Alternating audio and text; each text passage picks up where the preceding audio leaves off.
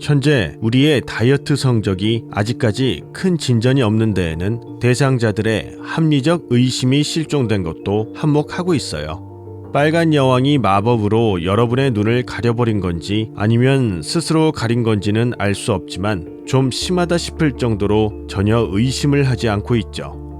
지나칠 정도로 수많은 전문가가 각종 매체에 나와서 수십 수백 가지 다이어트 비법을 알려주고 있고 팔만 뻗어도 바로 손에 닿을 만큼 갖가지 다이어트 상품들이 주변에 널려 있으며 우리가 어느 누구와 만나든 꼭 하루에 한 번쯤은 나누게 되는 흔한 관심사가 다이어트임에도 불구하고 우리 체중에 거의 변화가 없다는 사실은 어찌 보면 기적과도 같은 일인데도 정작 합리적인 의심을 하는 사람은 찾아보기가 힘들죠.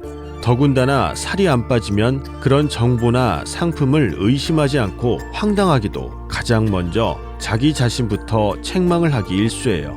10,000원짜리 체중계가 한 번이라도 작동을 안 하면 당장이라도 항의 전화 같은 난리법석을 떨면서도 신기하게 수백만 원 하는 다이어트 상품엔 효과가 없어도 우린 지나칠 정도로 관대하게 이해해준 뒤 돌아서서 자기 자신을 탓하기만 하는데 이건 마법의 장난이 아니고선 불가능한 일일 거예요. 그러니 다이어트 시장은 굳이 우리에게 책임감을 느끼거나 해명해줄 필요를 느끼지 못한 채 계속해서 새로운 상품만 만들어내면 됩니다. 그도 그럴 것이 대부분의 다이어트 시장이 왜 찌는지 그 근본 원인을 알지 못하고 있어요. 굳이 근본 원인을 알 필요가 없기 때문에 각종 물리적, 화학적 방법을 다 동원해보고 그 중에 누가 일시적으로 조금 빠지기라도 하면 그때부턴 당당하게 결제기를 내밀기만 하면 되는 거예요. 효과가 나타나지 않는 사람들이 나는 왜 자꾸만 찌는 거냐고 귀찮게 물어본다면 가장 쉬운 논리인 네가 많이 먹고 운동을 안 하니까 라는 카드만 꺼내 보여주면 모든 문제가 해결돼 버리죠. 이로 인해 생각보다 많은 다이어트들이 잘못된 방식을 택하고 있는데 가장 큰 문제는 살이 찌는 내부의 근본 원인부터 해결하려고 하지 않고 이미 겉으로 불어난 외형 빼기에만 급급하다는 거예요. 화장실에 변기가 막히면 도구를 이용해서 근본 원인인 물이 내려가는 통로를 뚫어줘야 상식인데 넘쳐서 지저분해진 바닥을 계속 치워주기만 하는 형국이죠. 이러니 기가 막히게 잘 빠지는 그 어떤 다이어트라 해도 어차피 원점으로 돌아갈 수밖에 없는 거예요. 이렇게 눈에 보이는 외형적인 부분에만 온갖 초점이 맞춰지다 보니 치명적인 문제가 하나 발생하게 됐는데 그건 바로 감량의 절대 공식마저 뒤바뀌어 버렸다는 거예요. 다이어트의 절대 불변적 순서가 가장 먼저 건강을 해결하고 난 뒤의 차례가 감량인데 대부분 감량을 먼저 앞에 두고 건강은 뒷전에 놔두고 있죠.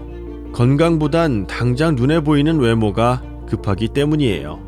아무리 머리카락이 빠지고 시력이 나빠지고 불면증에 시달리며 체력이 갑자기 떨어져도 그런 것 따위보다 우선 내 몸을 보는 주위의 시선이 중요하기 때문이죠. 하지만 이렇게 급한 마음으로 기초공사를 부실하게 해놓은 상태에서 무리하게 건물을 지으려고 하니 몇 층만 올라가다 무너지기를 반복할 수밖에 없는 거예요.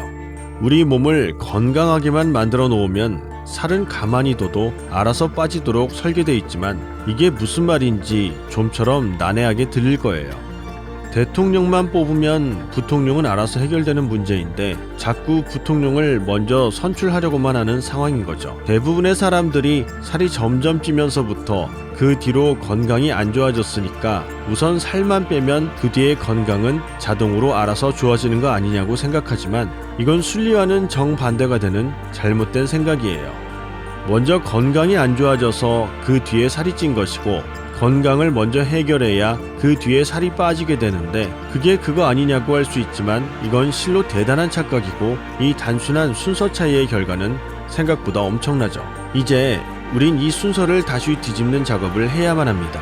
그리고 그 작업의 첫걸음은 올바른 지식의 습득과 현황 파악입니다.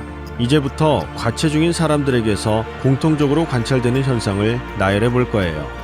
앞서 말한 대로 건강보다는 감량에 먼저 중점을 두며 엉터리 다이어트를 했던 경우의 케이스라고 볼 수 있어요.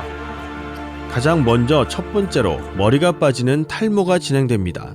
보통 탈모는 남자 쪽의 전유물로 알고 있지만 비만인 경우에는 이 장벽이 허물어지며 양쪽 모두에게서 공통적으로 나타나게 되죠.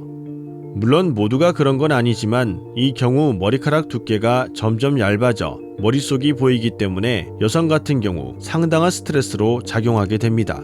이 탈모가 어느 정도 장기간 지속되면 그 뒤로는 얼굴빛이 검고 어둡게 변하게 되는데 이 문제는 황당하게도 밀가루를 끊으라는 간단한 전화 한 통만으로 해결되는 경우가 많았어요. 두 번째는 전편에서 얘기했듯이 혈압이나 당뇨를 앓고 있어요. 이런 병들은 예전에는 연령층이 높은 사람들만 가지고 있었는데 지금은 젊은 층에서도 종종 발견이 되고 있죠. 주기적으로 인슐린 주사를 스스로 놓았던 사람들이 있었는데 지금도 결코 보고 싶지 않은 장면이에요. 혈압 같은 경우에도 약을 늘 항상 옆에 달고 살아야 되는데 10년 이상 먹어왔던 사람도 부지기수였어요. 세 번째는 불면증이에요. 이건 개인마다 차이가 좀 있지만 좋지 않은 수면을 취하고 있는 경우가 생각보다 많아요. 흥미로운 건 정작 자신은 본인이 취하는 잠이 숙면인지 설잠인지를 구분하지 못한다는 거예요. 너무 오랫동안 습관처럼 몸에 배어있기 때문에 평소보다 조금만 많이 자면 그게 숙면이라고 생각하지만 중간에 한 번이라도 깼다면 그건 이미 숙면이라고 볼 수 없다는 걸 알지 못하죠. 이런 불면증을 무려 10에서 20년 넘게 겪어온 사람이 태반이었어요. 네 번째는 만성피로예요. 이건 앞서 말한 불면증의 영향을 받는 사람도 있지만 과체중의 경우 잠을 많이 잔 다음 날에도 많이 나타나는 현상이죠. 하루 종일 기운이 없고 무기력하며 움직이는 게 힘들고 특히 식곤증이 심한 경우가 많아요. 다섯 번째는 무릎 관절과 허리에 문제가 생겨 걸음걸이가 불안정해지는 경우입니다. 이런 현상은 비만을 상당히 오랜 기간 동안 지속해왔던 분들에게서 자주 목격이 되죠. 이런 경우 몸무게의 하중에 의해 허리와 무릎 관절에 지속적인 스트레스가 가해지면서 걸을 때 절룩거리거나 허리를 곧게 세우지 못하게 되는데 안타깝게도 이런 원인을 제대로 알지 못해 체중 감량이 아닌 물리치료나 수술 같은 방식으로 해결하려는 경우를 종종 목격하게 되죠. 이 외에도 훨씬 더 많이 있지만 일단 여기까지만 하도록 할게요. 아마 이 중에 하나 정도는 누구든 갖고 있을 거라 생각합니다. 자, 그럼 여기서 중요한 게 과체중인 사람들에게서 이 모든 증상들이 공통적으로 보였다면 만약 반대로 감량에 성공했을 때는 어떻게 됐을까 하는 궁금증이 생길 수밖에 없겠죠. 결론부터 얘기하자면 단 한 명도 빠짐없이 모두 모조리 말끔하게 해결됐다고 얘기할 수 있습니다. 다시 한번 강조해서 얘기하지만 이 5가지 문제들이 올바른 방식으로 감량을 했을 때 모든 것이 말끔하게 해결이 됐습니다.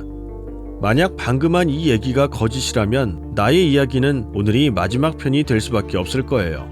올바른 다이어트라면 위에 제시한 모든 부분들이 반드시 해결되어야만 하고 만약 이 문제들이 해결되지 않는다면 그건 올바른 다이어트라고 할 수 없다는 공식은 반드시 존재합니다. 그럼 여러분은 다이어트를 했을 때 이 문제들이 해결됐었는지 한번 떠올려 보세요. 내 생각엔 아마 썩 많지 않을 거라고 생각됩니다. 어떤 TV 프로에서 근육질에 우람한 연예인이 건강검진을 받았는데 결과가 좋지 않게 나온 것을 본 기억이 있는데 이렇게 우리는 근육질의 탄탄한 몸이 바로 건강함이라는 머릿속에 잘못된 허상을 깨야만 합니다. 안타깝지만 이런 상황이 지금 우리가 현재 겪고 있는 다이어트들의 현 주소예요. 그만큼 우리는 이렇게 매우 이상한 환경에서 이상한 다이어트를 하고 있었다는 건 분명한 사실입니다. 자, 이제 여러분은 어느 쪽이 이상한 나라라고 생각이 되시나요?